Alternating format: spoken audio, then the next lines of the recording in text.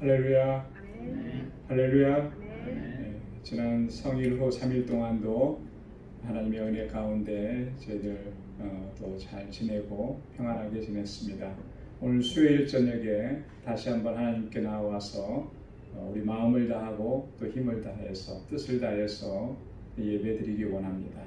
우리 온 마음을 다해서 주님께 이 시간 예배드리기를 소원하며 우리 다 같이 기도하겠습니다.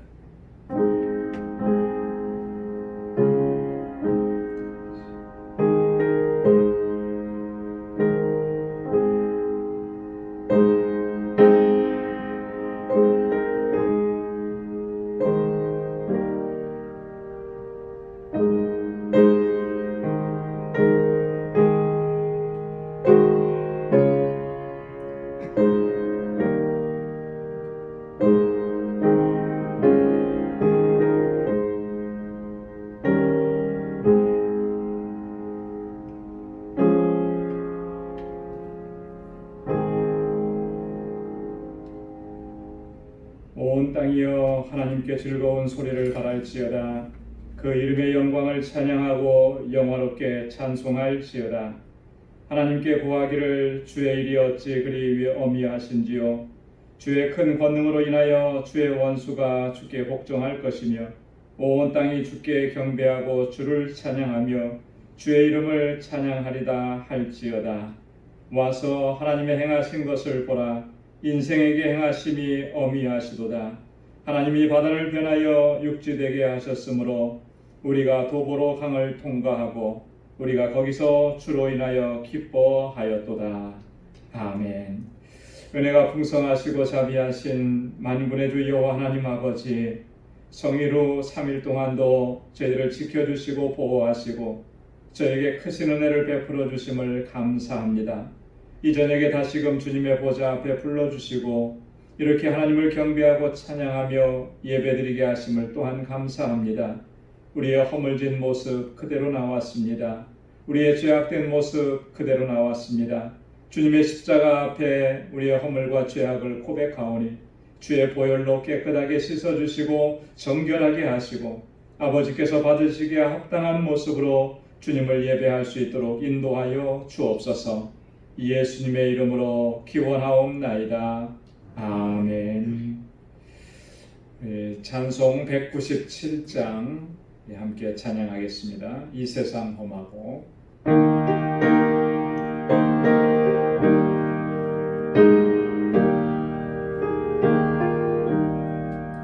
이 세상 험하고 나 비록 약하나 늘기도 힘쓰며 큰 권능 얻겠네.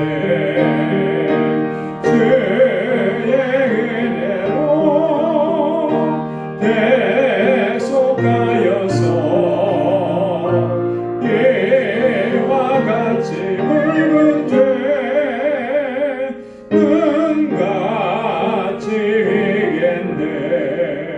주님의 권능은 한없이 크오니 돌 같은 내 마음 곧 녹여주소서. 주의 은혜로 대속하여서 이와 같이 붉은 죄 눈같이 위겠네. 내 마음이 약하여 늘 넘어지오니 주 예수 힘주사 굳세게 하소서. 주의 은혜로 대속하여서 이와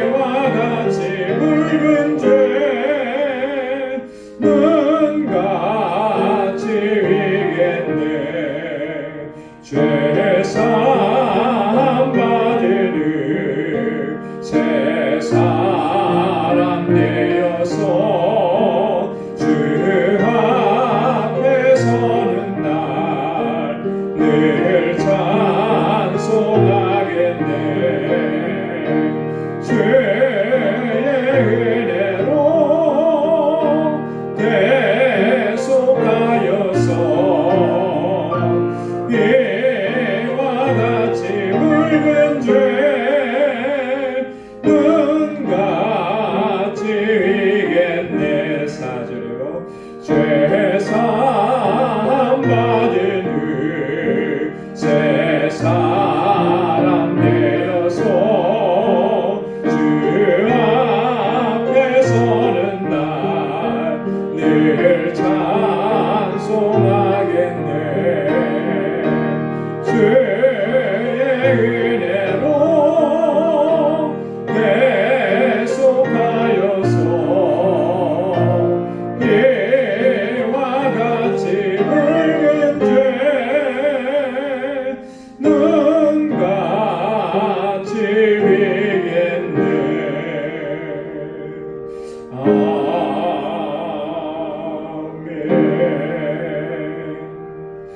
아멘. 우리의 모든 죄악들을 주님의 보혈로 깨끗하게 씻어주실 줄로 믿습니다. 우리 찬송 214장 힘차게 찬양하겠습니다.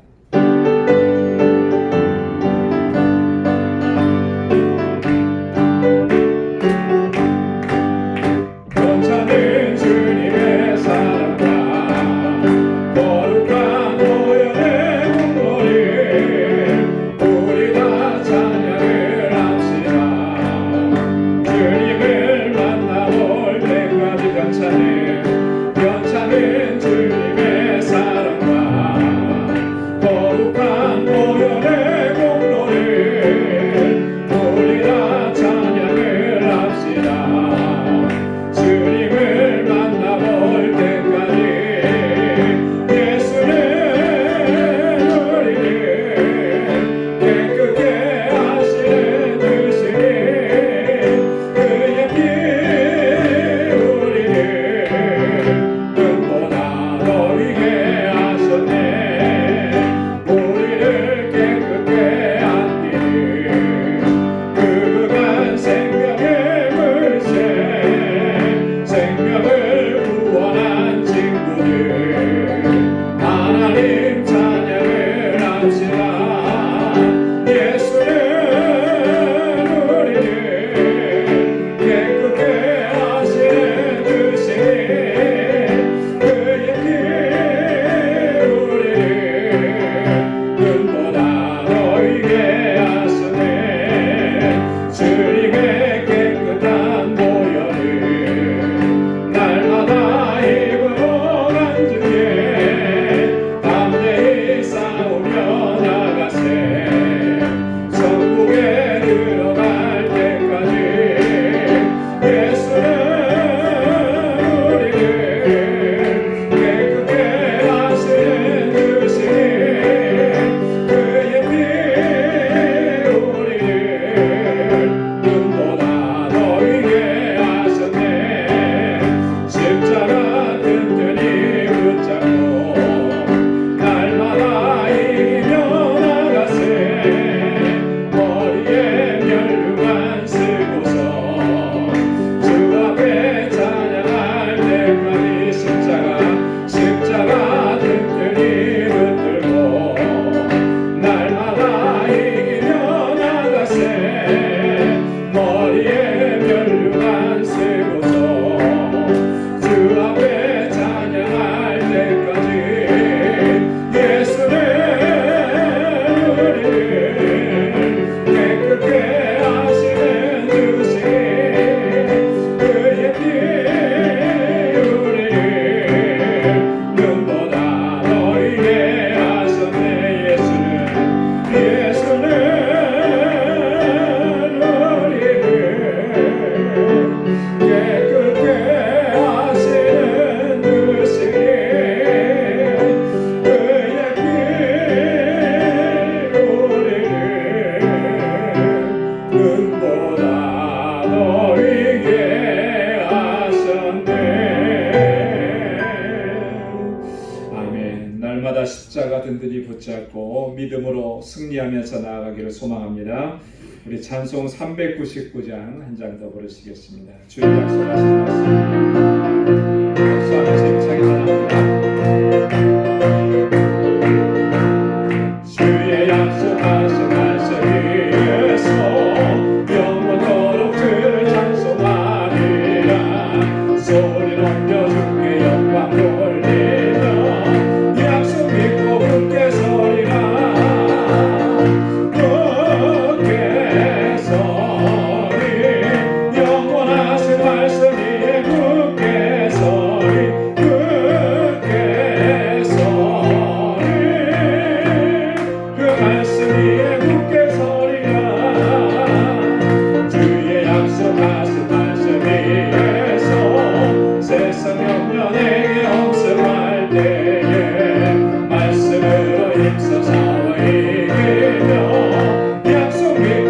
굳게 서리라 굳게 서리 영원하신 말씀 위에 굳게 서리 굳게 서리 그 말씀 위에 굳게 서리라 주의 약속하신 말씀 위에서 영원하신 그의 사랑이 믿고 성령으로 힘써 싸워 이기며 약속 믿고 굳게 서리라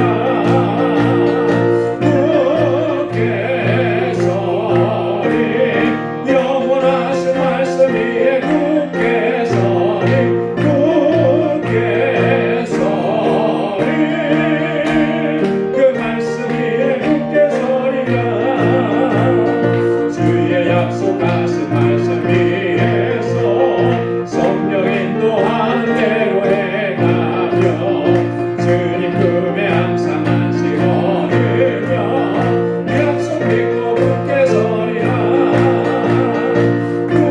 굳게 서리 영원하신 말씀 위에 굳게 서리 굳게 서리 그 말씀 위에 굳게 서리라 사절이요 주의 약속하신 말씀 위에서 성령 인도하는 대로 행하며 주님 품에 항상 안식 얻으며 약속 믿고 굳게 서리라 굳게 서리 영원하신 말씀 위에 굳게 서리 굳게 서리 그 약속 위에 굳게 서리라 아멘. 말씀 위에 견고하게 서서 주님의 주시는 약속을 성취함 받는 복된 삶이 되기를 소원합니다.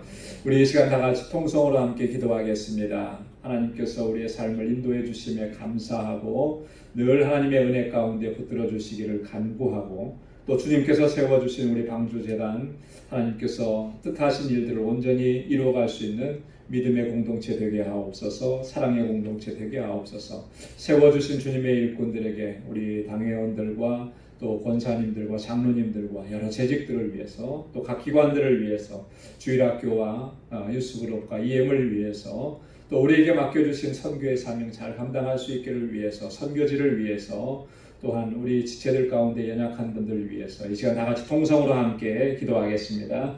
우리가 풍성하시고 자비하신 아버지 참고하고 감사합니다. 아버지 하나님 오늘 이 저녁에도 이렇게 주님 앞에 나와서 주님을 경배하고 찬양하고 아버지 주님을 예배할 수 있도록 인도하신 아버지 참 고맙습니다. 언제나 변함없는 사랑으로 우리를 걸어주시고 날마다 은혜가 베풀으시는 하나님 이제는 그 은혜 안에서 든든하게 서고 하나님 영광을 위해서 살아갈 수 있는 저희를 되게 하여 주시옵소서. 우리 온 마음이 온 중심이 주님을 바라보게 하시고 주님을 사모하게 하시고 아버지 하나님 주님의 영광을 위해서 살아갈 수 있는 저희를 되게 하여 주옵소서. 이 시간도 아버지 주님 마음을 같이 하고 뜻을 같이 하여 기도합니다. 주님께서 세워주신 우리 방주재단 지금까지도 선한 역사 이루시고 하나님의 귀하신 일들을 위해서 저희를 인도해 주심을 감사합니다. 아버지 하나님 이 재단을 세우신 하나님의 뜻에 합당하게 행하는 저희 모두가 되게 하여 주옵소서. 영혼 구원의 사명을 온전히 감당하게 하시고 아버지 주의 복음을 담대하게 증거하는 구원의 방주자들을 역사하여 주옵소서. 아버지 특별히 우리의 믿음의 공동체 사랑의 공동체로 소망의 공동체로 든든하게 서갈 수 있도록 도와주옵시고 아버지 세워주시는 하나님의 귀한 일꾼들을 주의 종들에게 능력과 권능으로 함께 하시고 아버지 성령으로 충만하게 하시고 견고한 믿음 허락하여 주셔서 그 믿음 안에서 행할 수 있도록 도와주시며 하나님의 약속의 말씀 붙잡고 믿음으로 나아가는 저희를 되게 하여 주옵소서. 아버지 하나님 각 기관들마다 하나님의 놀라우신 은총을 더하시고 아버지 하나님 저희들 지금은 함께 모일 수 없는 어려운 형편이지만 아버지 하나님 그러나 마음을 같이 하고 뜻을 같이 하셔서 우리에게 주신 사명들을 잘 감당하게 하여 주옵소서. 우리의 주일학교와 유스그룹과 EM을 든든하게 지켜주시고 우리 사랑하는 어린 신령들 우리 학생들 청년들 든든하게 하셔서 정말 하나님의 귀한 일꾼들로 잘 자라갈 수 있도록 도와주옵시고 저들을 위해서 수고하고 애쓰는 모든 교사들 가운데 전사님 위에 능력과 권능과 은혜로 함께하여 주옵소서. 아버지 우리 지체들 가운데 육신이 연약한 분들이 있습니다. 사랑하는 주의 종들을 붙잡아 주시고 주님의 손으로 만져주시고 주님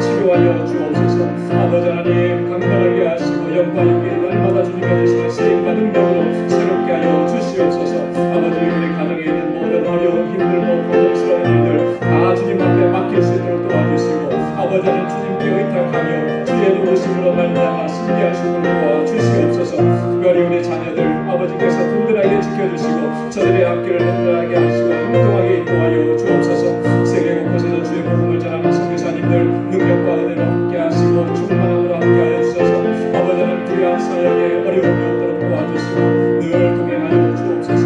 아버지 하나님, 우리 알라메다 망중교회를 주님 세우시고 인도하시고 감사합니다. 아버지는 든든하게 성하게 하시고 그 지역의 많은 영혼들을 주께로 돌아오게 하고 귀하고 복된 망주가 되도록 도와주시고 우리 정덕수 선교사님과 또 아버지께서 모든 사역자들 위해 하나님께서 늘 권능으로 함께하여 주시옵소서. 아버지 하나님, 이 시간에 주님 앞에 나와서 저희들 아버지 주의 말씀을 듣기를 원합니다. 주의 말씀을 우리를 새롭게 하여 주시고 새로운 은혜 가운데서 견고하겠으며 새로운 결단으로 주님 앞에 나가 아버지 하나님 세상을 향하여 나아가시는 저희를 되게 하여 주시옵소서. 주님 함께 하실 줄로 믿습니다. 주의 말씀으로 우리를 새롭게 하옵소서. 모든 영광 주님 앞에 올려드리며 감사하며 예수님의 이름으로 간절히 기도드리옵나이다. 아멘. 오늘 이 시간 우리에게 주신 하나님의 말씀은 사도행전 제7장 1절에서 16절까지 말씀입니다. 사도행전, 신약성경 사도행전 제7장 1절에서 16절까지 우리 한 절씩 교독하도록 하겠습니다. 대제사장이 가로되 이것이 사실이냐?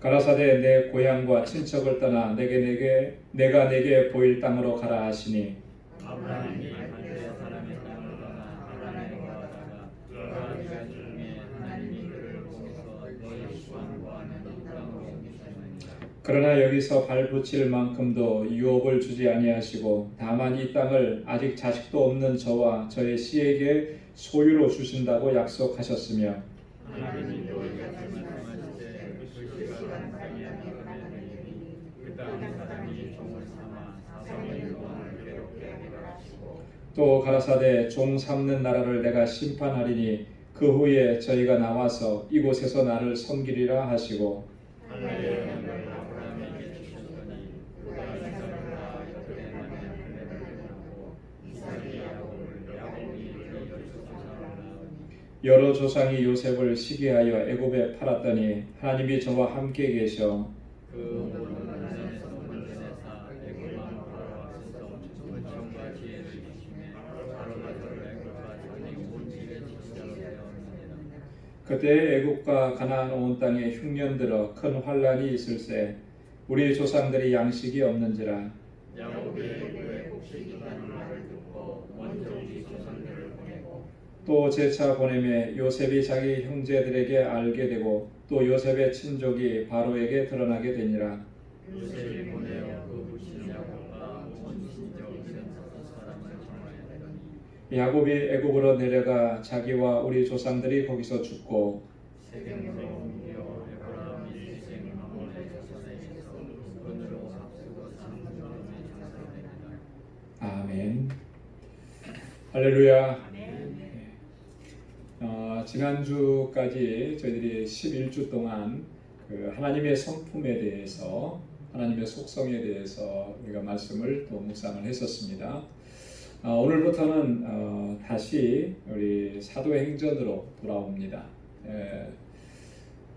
지난 3월 둘째 주 수요일까지 저희가 수요 예배를 드리고 그 다음에는 이제 수요 예배를 이렇게 드리지를 못했었는데요. 그때 마지막 우리가 말씀을 나눴던 부분이 사도행전 7장 오늘 1절부터 16절까지였습니다. 3월달이 지나고 지금이 8월 말이니까 벌써 5개월이 넘게 지났잖아요. 5개월 넘게 지난 동안에 앞에서 뭘 했는지 사도행전 다 잊어버리셨죠, 그죠? 그래서 막바로 이렇게 시작하려고 하니까 조금 이렇게 앞에 부분이 잘 기억이 나지 않을 것 같아서 간단하게 1장부터 6장까지 말씀을 제가 간단하게 요약해서 말씀을 드리고 그리고 오늘 본문의 말씀을 같이 나누도록 하겠습니다. 1장부터 6장까지 제가 교재로 나눠드린 교재에도 요약을 했습니다. 그 1장에는 어떤 내용이 기록되어 있느냐면 예수님의 승천과 또 재림에 대한 약속의 말씀이 기록되어 있습니다. 그렇죠? 이 사도행전은 누가복음에서 이어지는 겁니다. 그렇죠? 누가복음과 사도행전은 동일한 저자가 기록한 거예요. 원래는 한 권의 책이었습니다. 한 권의 책이었는데 나중에 이 성경을 이렇게 권별로 이렇게 정리하고 편집하면서 두 권으로 이렇게 나누게 된 거죠. 한 권으로 되어 있을 때는 이 분량이 굉장히 많은 분량이 되겠죠. 그리고 내용상으로도 보면 이 복음서의 성격을 지닌 것과 또 이 역사서의 성격을 지닌 것과 이게 확연하게 구분이 됩니다. 그래서 이렇게 둘로 이렇게 나누어져 있고요. 그래서 이 누가복음 24장에서는 예수님께서 십자가에 달려 돌아가셨다가 또 3일 만에 부활하신 사건을 기록합니다. 그리고 이제 사도행전에서는 예수님께서 승천하시는 장면, 여기서부터 이제 기록을 하죠. 그리고 승천하시는 예수님은 다시 오실 것이다라고 하는 재림에 대한 약속을 주십니다. 그래서 우리가 잘 알고 있는 사도행전 1장 8절의 말씀, 예수님께서 승천하시면서 우리에게 말씀하시고 명령하셔. 오직 성령이 너희에게 임하시면 너희가 권능을 받고 예루살렘과 온 유대와 사마리아와 땅 끝까지 이르러 무엇이 되라고요? 네, 증인이 되라. 주님의 증인이 되라고 명령하시고 승천하셨습니다. 그리고 1장의 후반부에는 보면 가룟 유다를 대신할 그런 사도를 다시 뽑습니다. 마띠아를 선출하는 장면. 그래서 가룟 유다가 예수님을 팔고 그리고 죄책감에 자기가 자살을 하고요. 그리고 나서 이제 12사도가 한 사람이 비게 되는 거죠. 여러분 12라고 하는 숫자는 완전수입니다. 그리고 구약 시대에는 하나님께서 이스라엘의 12지파를 통해서 이렇게 만방 가운데 하나님의 복을 전하셨고, 신약 시대에 와서는 누구를 통해서입니까? 12사도를 통해서. 근데 12사도에서 한 사람이 모자라면 안 되죠. 그래서 12명을 다 채우는 거예요. 그래서 마띠아를 선출하는 장면이 기록되어 있습니다. 사도행전 2장에는 오순절 마가의 다락방에 모여서 기도하던 이 120명의 성도들에게 성령이 임하시는 그런 사건이 기록되어 있습니다. 마가의 다락방에서 120명이 이렇게 사도들과 120명의 성도들이 모여서 기도하는 것은요, 그냥 기도하는 것이 아니었고 사도행전 1장에서 예수님께서 하신 그 말씀을 붙잡고 기도하는 거예요. 사도행전 1장 5절에 보면 예수님께서 뭐라고 말씀하셨냐면 아버지의 약속하신 것을 기다리라 이렇게. 아버지께서 주시겠다고 약속하신 것 그거 기다리라. 그냥 막연히 하늘에서 떨어지기를 기다리는 것이 아니고 어떻게 하면서 기다렸나요? 기도하면서 기다렸죠. 간절하게 기도하면서 그때 약속하신 것 성령을 부어주신 장면. 그래서 3절과 2장 3절 4절에 보면 불의 혀같이 갈라지는 것이 저희에게 보여 각 사람 위에 임하여 있더니 저희가 다 성령의 충만함을 받고 성령의 말하게 하심을 따라 다른 방언으로 말하기를 시작하니라 그랬습니다. 성령이 임하시고 성령의 말하게 하심을 따라서 이야기하기 시작했는데 뭘 하기 시작했다는 거예요? 방언, 그죠? 다른 방언으로 말하기를 시작했다. 그리고 이제 2장 후반부에 보면 베드로가 성령이 충만해져서 첫 번째 설교하는 내용이 나옵니다. 그리고 이어서 이 초대 예루살렘 교회, 초대교회가 얼마나 아름다운 신앙의 모습으로 하나님을 섬겼는지 자세하게 기록되어 있습니다. 자, 3장에 가면은 베드로와 요한이 성전으로 올라가다가 성전 미문에 앉아 있었던 안전뱅이를 치유한 사건이 기록됩니다. 이 성전 민문에 앉아서 구걸하던 이 사람은 태어나면서부터 불구자였어요. 이 지체장애를 가지고 있었던 것이죠. 그 사람을 보면서 베드로가 긍휼히 여기는 마음, 불쌍히 여기는 마음이 생긴 거죠. 하나님께서 그래서 베드로를 통해서 이 사람을 치유해 주시는 겁니다. 그때 6절에 보면 베드로가 어떤 말을 하고 이렇게 치유하느냐면 6절 말씀 기록해 놨는데 기록해져 있습니까? 없어요. 그럼 제가 읽어드릴게요. 베드로가 가로되 은과 금은 내게 없거니와 내게 있는 것으로 내게 주노니 곧 나사렛 예수 그리스도의 이름으로 일어나 걸어라. 할렐루야. 예. 내게는 너가 원하는 은과 금 없다. 하지만 내게 있는 것이 있다. 뭐냐? 나사렛 예수 그리스도의 이름이다. 그리스도의 이름이 곧 능력이고 치유이고 그리스도의 이름이 생명이다라고 하는 거예요. 그거 보여주는 겁니다. 그래서 예수 그리스도의 이름으로 나사렛 예수의 이름으로 일어나 걸어라. 어떻게 됐습니까? 걸었어요. 일어나서 걷기도 하고 뛰기도 하면서 하나님을 찬양했다. 이후에 또 이 사건 이후에 베드로가 또 두 번째 설교를 하게 됩니다. 근데 이 두 번째 설교에서는요, 무리들을 향해서 회개를 촉구하는 거예요. 회개를 촉구. 그래서 19절 말씀에 보면 그러므로 너희가 회개하고 돌이켜 죄 없이 함을 받으라. 이같이 하면 유쾌하게 되는 날이 주 앞으로부터 이를 것이요. 회개하고 돌이켜서 너희가 죄 없이 함을 받으라. 이렇게. 자, 4장에 넘어가면 자 이제 베드로와 요한이 점점 사람들에게 알려지기 시작했을 거 아닙니까? 베드로가 설교하면 사람들이 많이 모이기 시작했고요. 초대 예루살렘 교회 제자의 수가 얼마나 급속도로 일어났느냐. 베드로가 한번 설교하고 나니까 3,000명이 제자가 되고 또 한번 설교하고 나니까 5,000명이 제자가 되고 자, 이 정도 되면은 이 대제사장들이나 서기관들 당시에 이런 종교 지도자들이 긴장하겠죠. 놀라겠죠. 그래서 베드로와 요한을 사내들인 공회에다가 불러들여서 신문을 하고 또 협박을 하게 됩니다. 다시는 그 이름으로 말하지 말라 이렇게 얘기해요. 자, 그때 베드로가 뭐라고 얘기하냐면 12절에 보면 이렇게 얘기해요. 다른 이로서는 구원을 얻을 수 없느니 천하 인간의 구원을 얻을 다른 이름을 우리에게 주신 일이 없음이니라 하였더라. 예수의 이름이 구원하는 이름인데 다른 이름을 주신 적이 없는데 어떻게 내가 우리가 입을 다물고 가만히 있을 수 있겠느냐.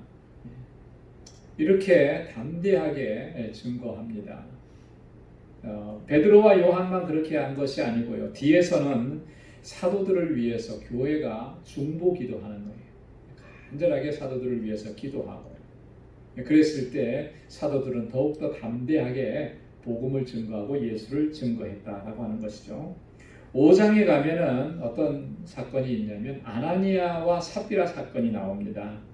가장 초대 교회 역사 중에서 가장 비극적인 역사라고 말할 수 있는데요. 이 아나니아와 삽비라 사건입니다. 그들은 성령을 속였고 하나님께 거짓말했고 또 부부가 함께 꾀해서 주의 영을 시험했다라고 해요. 하나님께서 그 자리에서 진노하셔서 그 자리에서 이 두 부부를 각각 다른 시간대지만 즉사하게 합니다. 어떻게 이런 일들을 행하셨을까? 초대교회 예루살렘 공동체를 하나님께서 견고하게 세워가시기 위해서 정결하게 세워가시기 위해서 이와 같은 역사를 행하셨다라고 하는 것을 우리가 알 수가 있습니다. 사내들인 공회가 이제는 더욱더 강도를 높여서 이 두 사도를 핍박합니다. 그렇지만 베드로는 그러면 그럴수록 더욱 담대하게 주님을 증거해요. 핍박이 강해지면 강해질수록 더 강하게 담대하게 예수 그리스도를 증거한다. 참 신앙을 보면요, 신앙생활을 하다 보면 대체적으로 그런 것 같아요. 평온하고 아무 문제 없고 어떤 박해가 없었을 때는요, 자신도 모르게 이렇게 느슨해져요. 그렇죠? 느슨해집니다. 그리고 느슨해지는 것이 이게 얼마나 위험한 일인지도 자각을 못할 때가 참 많아요. 그런데요, 어떤 일이 생겨서 박해가 시작되고 핍박이 되면 세상 사람들은 그러죠. 그렇게 핍박하면은 다 손들고 포기할 것이다 이렇게 생각하면서 더 핍박의 강도를 높이는데 오히려 핍박이 오면 더 강해집니다. 핍박이 오면 박해가 있으면 더 담대해지고요. 죽음을 무릅쓰고 그 신앙을 지키려고 하는 그런 모습들이 나타나더라는 거예요. 그 본인의 의지 갖고 그렇게 되겠는가? 결코 그렇지 않을 거예요. 그죠? 우리의 의지라고 하는 것은 두려운 일이 생기면 물러나게끔 돼 있잖아요. 그죠? 자기도 모르게 무의식적으로 물러나게끔 돼 있는데 성령께서 함께 하시기 때문에 그 사람 속에 우리에게 주신 하나님의 영이 우리와 함께 하시기 때문에 더욱더 담대하게 이 고난과 핍박과 박해와 맞서도록 성령께서 우리를 그렇게 인도해 주시는 줄로 믿습니다.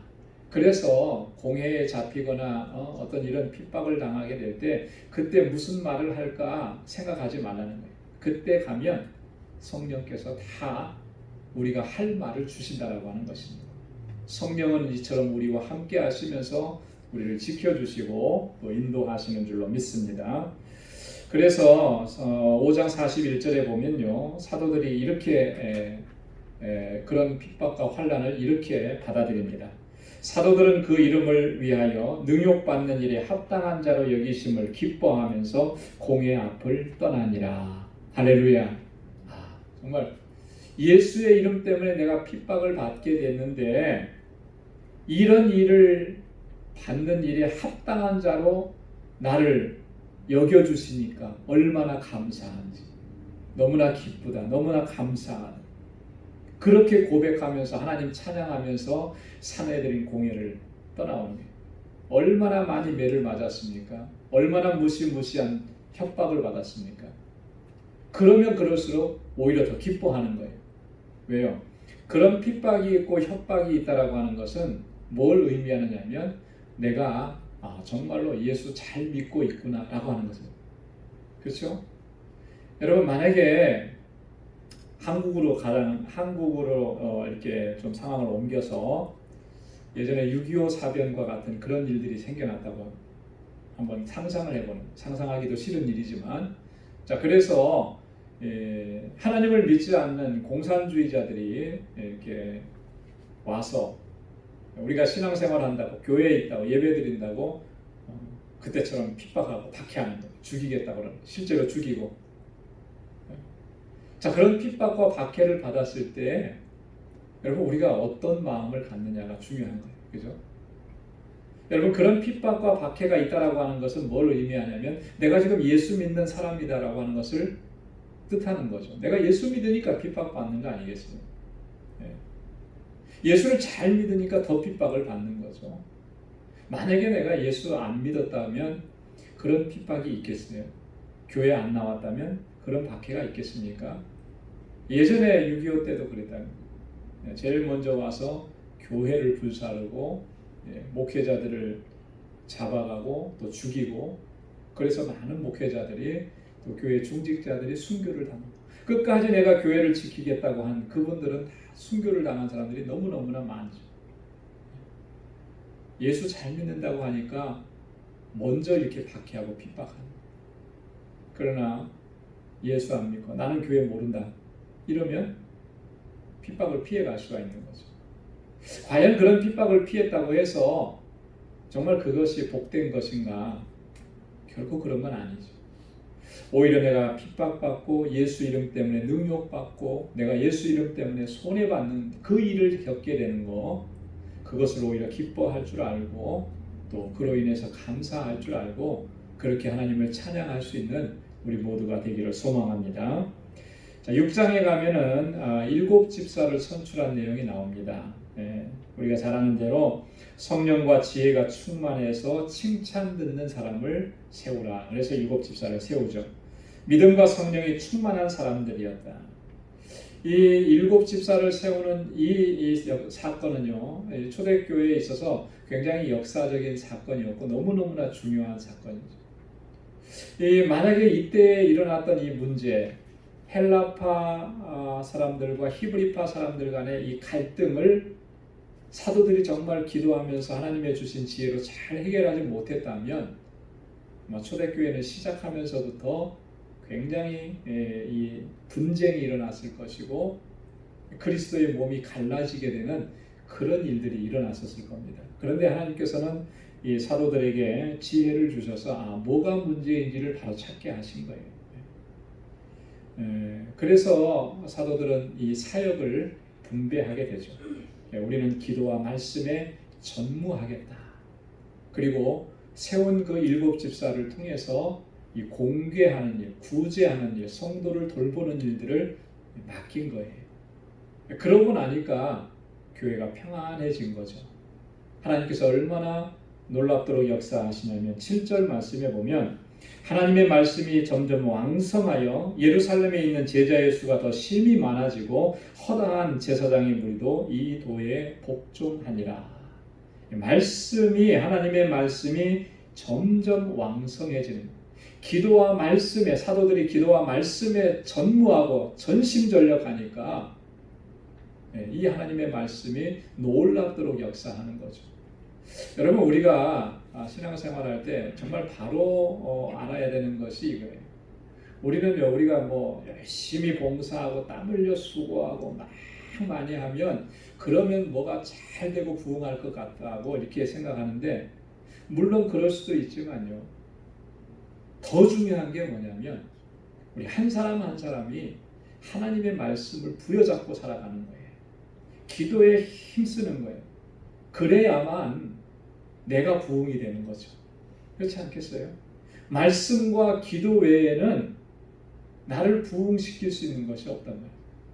하나님의 말씀을 붙잡고 뜨겁게 하나님 앞에 기도하고 성령 충만을 간구할 때 하나님의 영이 우리 가운데 임하시고 성령께서 우리를 완전히 사로잡아 주시고 나를 부흥시켜 주시는 겁니다. 한 사람 한 사람이 성령에 충만해서 부흥이 되면 교회가 부흥이 되는 거고요. 하나님의 말씀이 세상까지 널리까지 증거되고, 그래서 많은 사람들이 주님 앞으로 돌아오게 되는 그런 역사가 일어나게 되는 줄로 믿습니다. 사도들이 기도와 말씀에 전무하니까 하나님께서 이 교회를 더 든든하게 세워주시고, 그래서 예루살렘에 있는 제자의 수가 더 많아지고 심히 많아지고, 심지어는 제사장의 무리들까지도 이 도에 복종하니라. 놀라운 일 아닙니까? 그죠? 당시 제사장들이 어떤 사람들인데요? 철저하게 유대주의적인 그런 사람들인데 예수 그리스도의 복음을 듣고 그 앞으로 나오게 되는 거예요. 자, 그리고 마지막 부분에서 6장 마지막 부분에서 스데반에 대해서 소개를 하고, 자, 그러고 나서 이제 오늘 본문이 시작이 됩니다. 자, 오늘 본문의 말씀, 이 산헤드린 공회 앞에서 스데반이 설교하는 내용입니다. 스데반의 설교가 쭉 기록되어 있는데 오늘 그 중에서 앞부분을 저희가 좀 간단하게 살펴볼 겁니다. 자, 이 스데반이 설교하는 이 설교는요, 대제사장이 신문하면서 질문한 내용에 대한 변증입니다. 대제사장이 1절에 보면 뭐라 그랬냐면, 대제사장이 가로되 이것이 사실이냐 그랬어요. 이것이 사실. 뭐가 사실이냐? 그걸 얘기는 뭐냐면요, 거기 앞에 6장 13절 14절에 있는 말씀입니다. 6장 13절 14절에 있는 말씀에 보면 그 스데반을 모함하는 사람들이 이렇게 얘기했어요. 거짓 증인들을 세우니 가로되 이 사람이 거룩한 곳과 율법을 거스려 말하기를 마지 아니하는도다. 그의 말에 이 나사렛 예수가 이곳을 헐고 또 모세가 우리에게 전하여 준 규례를 고치겠다 함을 우리가 들었노라 하거늘. 자, 스데반이 그 예수 그리스도를 증거하면서 그 스데반을 공격하고 대항했던 사람들과 변론이 일어났었거든요. 그런데 이제 안 되니까, 스데반의 지혜와 이걸 도저히 감당할 수가 없으니까 나중에는 어떻게 했냐면 거짓 증인들을 내세운 거예요. 거짓 증인들을 내세워서 스데반이 하지도 않은 말, 그런 말을 대제사장한테 가서 얘기해요. 그래서 그것으로 스데반을 공격하고 스데반을 처벌하기에 딱 좋은 말 두 가지를 얘기했잖아요. 그게 뭐냐면, 첫째가 이 거룩한 곳. 이 거룩한 곳이라는 것이 뭐예요? 성전을 가리키는 거죠. 성전을 모독하고 그리고 율법을 거스려서 말한다. 성전 모독하고 율법을 거스렸다 그러면 이거는 끝난 거예요. 그죠?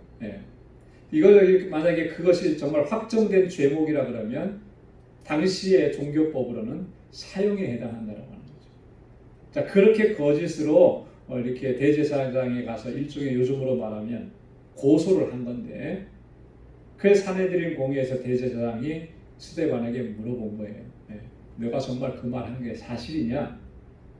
이 말이 진실된 거냐? 네가 그런 말 했느냐? 이렇게 물어본 거죠. 그 말을 듣고 나서 이제 스데반이 쭉 변론하면서 설교를 하는 것입니다. 스데반의 설교가 오늘 본문에 쭉 이후에도 나오는데, 특징을 몇 가지로 보면요, 이 스데반의 설교는 이 사도행전에 기록된 그 많은 설교들이 있는데, 그 중에 사도가 하지 않은 유일한 설교입니다. 그죠? 사도행전에 기록된 설교들은 대부분 베드로나 혹은 사도 바울이 한 설교가 대부분입니다. 네, 그 중에 유일하게 이 두 사도가 하지 않은 설교, 이게 바로 스데반의 설교라고 하는 거죠. 스데반도 이 예수 그리스도의 복음의 정통성을 변증하면서 이렇게 쭉 설교를 해나가. 특별히 이 스데반의 설교의 이 중요한 것은요, 구속사적인 역사를 기록하면서 유대인들의 반성과 회개를 촉구하고 있다. 하나님의 구속의 역사가 언제부터 시작이 돼서 어떻게 역사적으로 이어져 왔는지 그걸 쭉 나열하고 설명하면서 당시 그 유대인들에게 회개를 촉구합니다. 아브라함에서부터 시작을 하죠. 그리고 그 스데반의 설교는 굉장히 직접적이기보다는 간접적이에요. 바울은 굉장히 설교가 다이렉트하게 직접적으로 얘기하잖아요. 근데 스데반의 설교는 간접적이고 우회적이고, 그러면서 스스로가 깨닫게, 이 당시의 그 종교 지도자들이라든지 사내들인 공회원들이라든지 저들이 듣고 스스로 깨달을 수 있도록 그렇게 이제 설교를 하는 게 특징이고요. 특별히 이 족장 시대의 역사를 서술하면서는 이 스데반이 이 하나님의 구속 역사에 있어서 핵심적인 두 가지 사실을 강조합니다. 그게 뭐냐면, 첫째는 언약이라는 거예요. 언약, 하나님의 약속이라고 하는 거예요. 하나님의 약속에 의해서 하나님의 구원의 역사가 이루어져 왔다라고 하는 것을 강조하고, 두 번째는 믿음입니다. 하나님의 약속에 대한 우리의 반응이죠. 여러분, 하나님께서 약속해 주신 거, 그게 너무나 소중하고 귀하고 값진 것인데요, 그것을 우리가 믿음으로 받아들이지 않으면, 받지 않으면 아무 의미가 없어요. 내게는 아무 의미가 없어요. 그죠? 그래서 하나님의 약속은요, 반드시 우리가 믿음을 가지고 믿음으로 그것을 받아들여야 돼요. 그랬을 때 하나님의 약속하신 것이 우리에게 이루어지는 은혜가 있게 되는 줄로 믿습니다. 오늘 본문의 말씀은요, 크게 두 부분으로 나눠져 있습니다. 첫 번째는 족장에 대해서, 족장 중에서 특별히 아브라함에 대한 이야기가 나오고, 또 두 번째는 요셉에 대한 이야기가 나옵니다.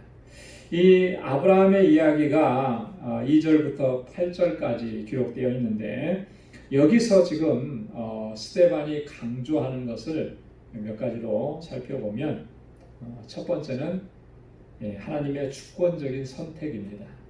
2절 말씀에 보면 한번 같이 읽어볼까요? 시작. 우리 조상 아브라함이 하란에 있기 전 메소포타미아에 있을 때 영광의 하나님이 그에게 보여 가라사대.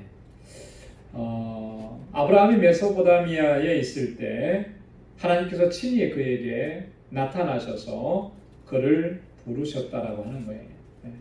하나님의 주권적인 선택입니다. 전적으로 하나님의 선택이지, 아브라함에게 뭔가 정말 하나님께 어필할 만한 뭔가가 있어서 하나님께서 그걸 보시고 선택하신 그런 것이라기보다, 하나님의 전적인 계획 속에서 주권 가운데서 아브라함을 선택하셨다. 그때 당시에 메소포타미아에 얼마나 많은 사람들이 있었겠어요, 그죠? 그 중에 한 사람 아브라함, 그의 가족을 택하셨다라고 하는 거예요. 그래서 아브라함의 선택을 보면 하나님의 주권적 선택이라고 하는 것을 우리가 깨닫게 된다라고 하는 것이죠. 그리고 5절에 보면 하나님께서 아브라함과 언약을 맺어주시는 겁니다.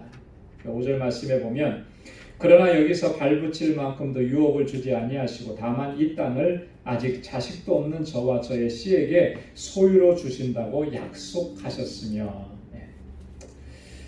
이 땅을 아직 자식도 없는 저와 저의 씨에게 소유로 주신다고 약속하셨다라고 하나님께서 언약을 맺어주신 거죠.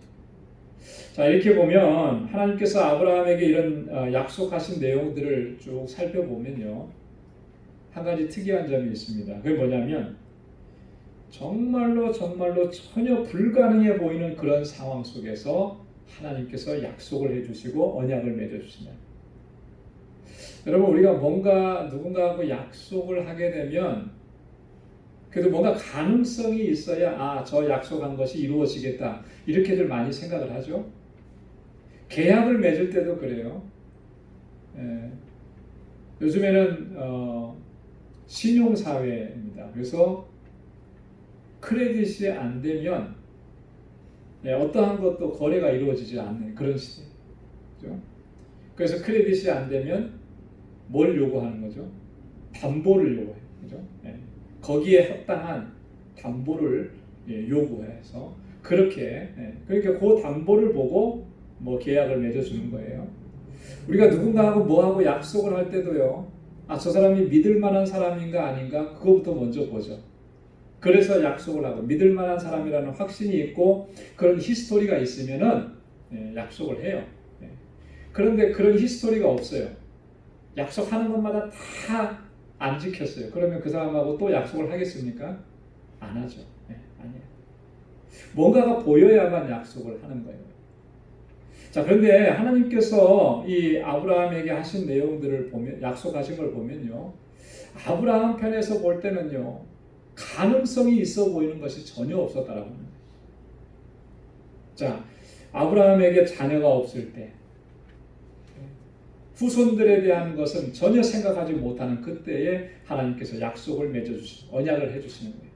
자, 그때 아브라함이 무슨 생각이 들겠습니까? 너와 너의 씨에게, 너의 후손에게 이 땅을 주리라 약속하시면 아마 당연히 그럴 거예요. 나는 자녀도 없는데, 내 후손도, 내 씨가 아직도 없는데 어떻게 그런 약속을 제가 믿을 수 있겠습니까? 뭐 이렇게 반문할지도 모르겠습니다. 근데 하나님의 약속은요, 거의 대부분이 그래요. 뭔가를 이렇게 뚜렷하게 보여주시고 내가 이것을 주시겠다 이렇게 약속하시는 것이 아니고요, 아무것도 없는 것 같은 상황 속에서 하나님은 말씀으로 우리에게 약속하시는 거예요.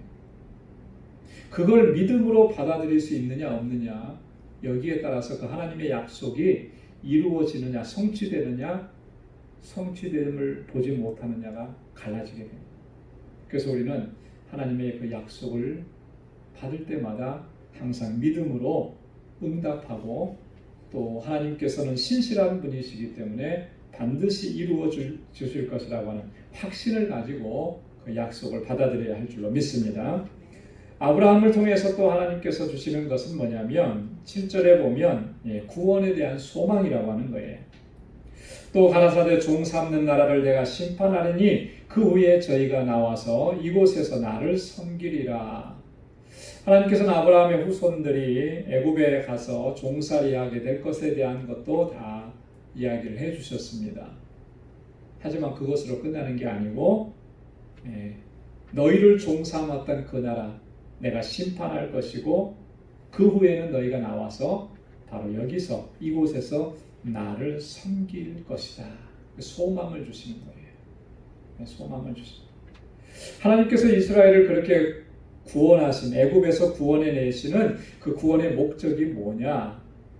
오늘 본문에 뭐라고 말씀하냐면 여기서 이곳에서 나를 섬길 것이다. 하나님 섬기게 하시기 위해서 구원해 내시는 것입니다. 그래서 이스라엘 백성들은요, 출애굽하고 난 이후에 광야를 거쳐서 가나안 땅에, 약속의 땅에 들어갔을 때 그들이 가장 힘써야 됐던 것이 뭐냐면 하나님 섬기는 거였어요.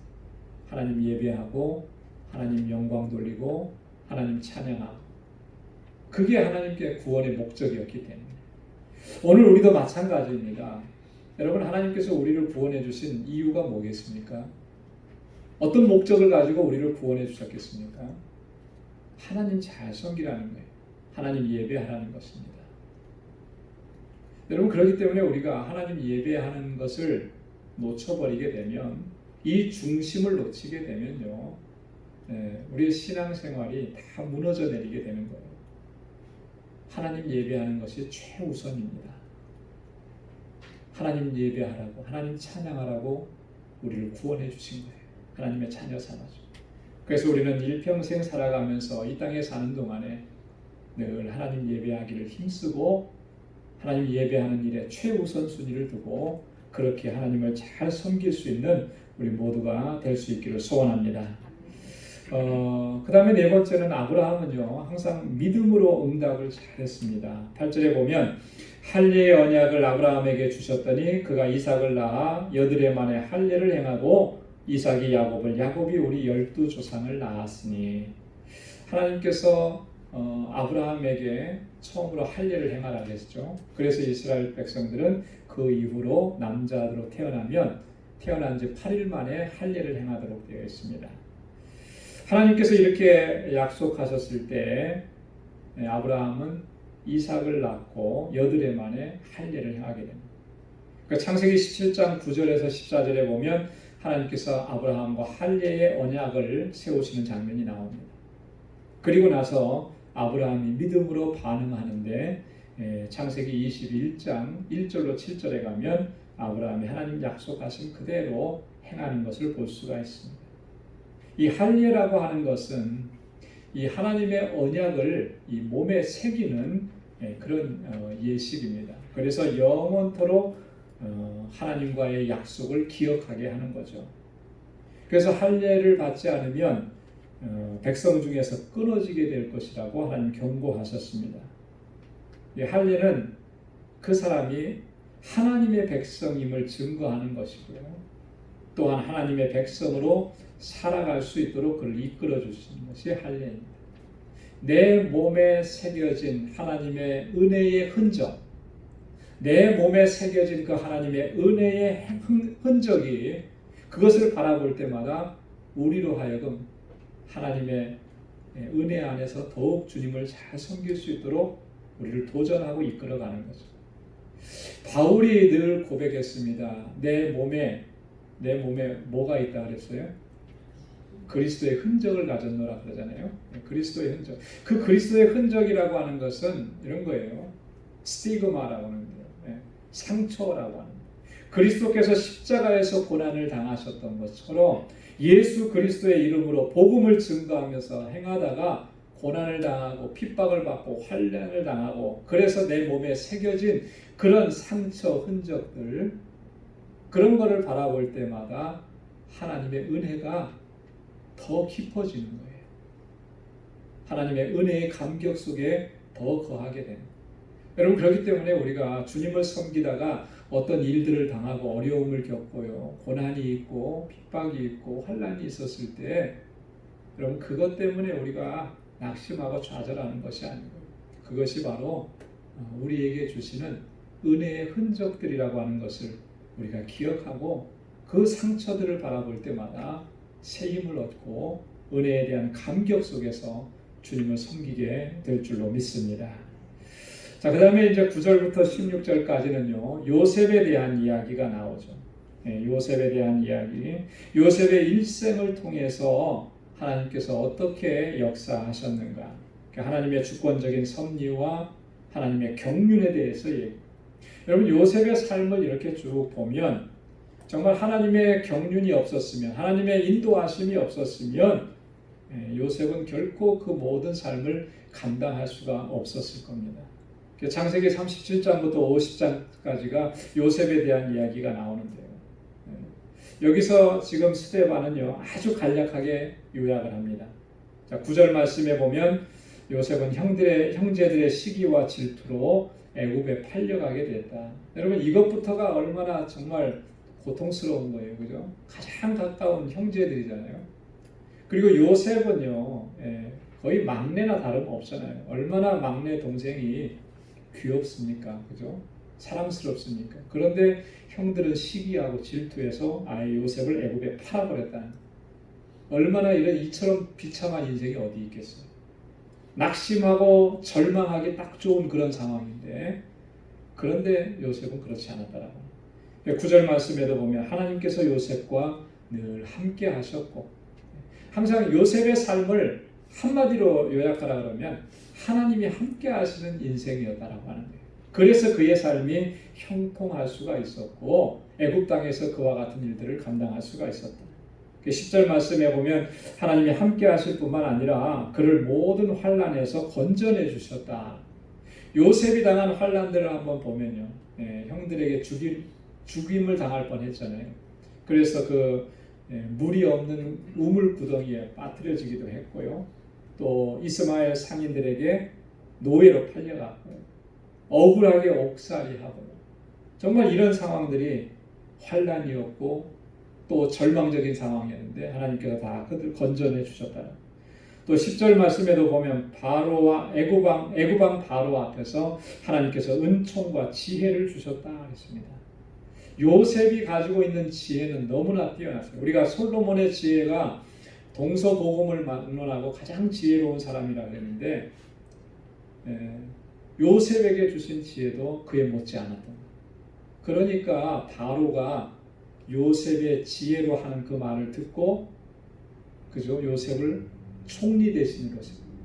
여러분, 아무리 사람이 똑똑하게 했다고 하더라도 어떻게 히브리 노예인데 그를 총리로 세우겠어요? 우리는 성경에서 그만큼의 얘기만 들었지만 실제 그 상황에서는요, 바로가 느꼈던 것은 엄청났을 거라는 거죠. 정말 하나님의 신에 의해서 감동된 사람이라는 것을 그가 뼈저리게 느꼈다라고 합니다. 그러니까 애굽의 총리 대신으로 그를 세우는 거죠. 그에게 주신 지혜, 그에게 주신 은총은 하나님께서 허락해 주신 거예요. 요셉이 하나님께서 요셉과 함께 하셨기 때문에. 그래서 10절에도 보면 바로가 요셉을 자기의 온 집의 치리자로 삼았다. 자, 그러고 나서 하나님께서 요셉을 통해서 이루어 가시는 역사를 보면 뭘 이루어 가시는 거예요? 구원의 역사를 이루어 가십니다. 구원의 역사. 하나님께서 요셉에게 주신 지혜로 애굽에 온 사람들이 굶주림에 의해서 7년 대기근으로 인해서 다 죽어갈 수밖에 없는 상황 속에서 그들을 구원해 내셨죠. 애굽 사람들뿐만 아니라 주변에 있는 나라 모든 사람들도 다 애굽에 와서 식량을 사갈 정도로. 가나안 땅에 가서는 야곱과 또 그의 이제 아들들, 요셉의 형제들이 요셉 앞에 나와서 식량을 사가면서 구원함을 얻게 돼요. 하나님께서는 이 요셉을 그렇게 들어 쓰셔서 자기 형제들뿐만 아니라 애굽 땅의 사람들뿐만 아니라 많은 사람들을 구원으로 인도하는 이 귀한 일들을 감당하게 하셨던 겁니다. 그래서 요셉은요, 예수 그리스도를 예표하는 거예요.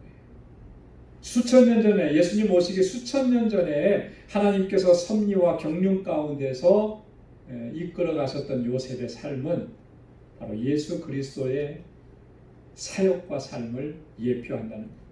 그래서 예수님께서 이 땅에 오셔서 우리를 구원하시고 죄인들을 구원하시고 온 인류를 구원하시는 그런 놀라운 역사를 이루어 가셨던 것을 볼 수가 있습니다.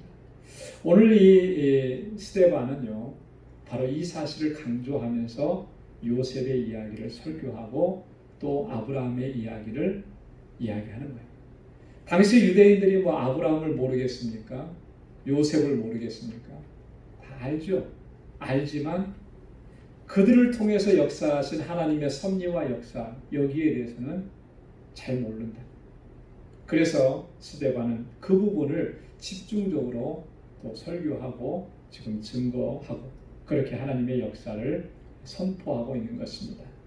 오늘 이 아브라함을 통해서 또 요셉을 통해서 하나님께서 행하셨던 이 놀라운 일들을 우리가 다시 한번 깊이 묵상하면서 하나님께서 우리에게 어떻게 역사하시는지, 지금까지 어떻게 우리의 삶을 인도해 오셨고 앞으로 또 어떻게 인도해 가실 것인지, 또 하나님의 약속은 어떠한 것인지, 그 약속을 우리가 어떻게 붙잡아야 되는지, 우리를 통해서 하나님께서 어떠한 일들을 행하시기를 원하시는지, 그 하나님의 계획 이런 것들을 깊이 묵상하면서 하나님 앞에 우리를 온전히 드리고 하나님 앞에서 귀하게 쓰임받는 저와 여러분들이 다 될 수 있기를 주님의 이름으로 축원합니다. 기도하겠습니다. 은혜가 풍성하시고 자비하신 아버지 참 고맙고 감사합니다. 오늘 이 저녁에 저희들 이렇게 불러주시고 주님을 찬양하게 하시고 또 하나님의 귀한 말씀을 또 들려주시니 감사합니다. 스데반이 사내들인 공회 앞에서 대제사장 앞에서 담대하게 하나님의 역사와 섭리와 하나님의 경륜을 선포하고 증거했던 것처럼 오늘 저희들도 저희의 삶 속에서 하나님의 그 놀라우신 일들을 증거하는 삶을 살아갈 수 있도록 도와주옵소서. 하나님의 약속의 말씀을 굳건하게 붙잡고 우리의 믿음이 견고하여서 흔들리지 않도록 도와주시고 아버지 하나님 우리를 통해서 이루고자 하시는 하나님의 뜻에 합당하게 쓰임받는 우리 모두가 되게 하여 주옵소서. 우리 방주의 모든 믿음의 권속들 주님께서 능력의 장중에 붙들어 주시고 또 저희 가정에 하나님의 놀라우신 은혜와 평강을 더하여 주시고 하나님 저희 행하는 모든 일들을 통해서 하나님의 역사하심이 드러날 수 있도록 주님께서 주장하시고 이끌어 주옵소서. 늘 주님의 은혜가 가득한 삶이 되도록 도와주시고 우리 사랑하는 성도들의 또한 허락해 주신 믿음의 기업들을 든든하게 지켜주셔서 정말 하나님께 영광 돌리는 기업으로 아름답게 세워져 가도록 도와주옵소서. 아버지 하나님 오늘 이 저녁에도 주님의 주시는 은혜와 평강 가운데 평안한 쉼을 얻게 하시고 또 내일 또 주님의 주시는 새날을 기쁨으로 맞이하고 하나님 앞에 더욱 귀하고 아름답게 쓰임받는 주의 백성들이 다 될 수 있도록 도와주옵소서. 이제는 우리 주 예수 그리스도의 무한하신 은혜와 하나님 아버지의 크고 놀라우신 사랑과 성령의 위로 교통 충만하심의 역사가 하나님의 섭리와 경륜을 따라서 은혜 안에서 살아가게 됨을 늘 감사하고 하나님의 뜻대로 행하기로 결단하며 주님의 은혜 가운데 든든하게 서가기로 소망하는 우리 방주의 모든 믿음의 권속들과 저들의 가정과 직장과 생업의 터전과 학업 위에 이제로부터 영원까지 함께하기를 간절히 축원하옵나이다. 아멘.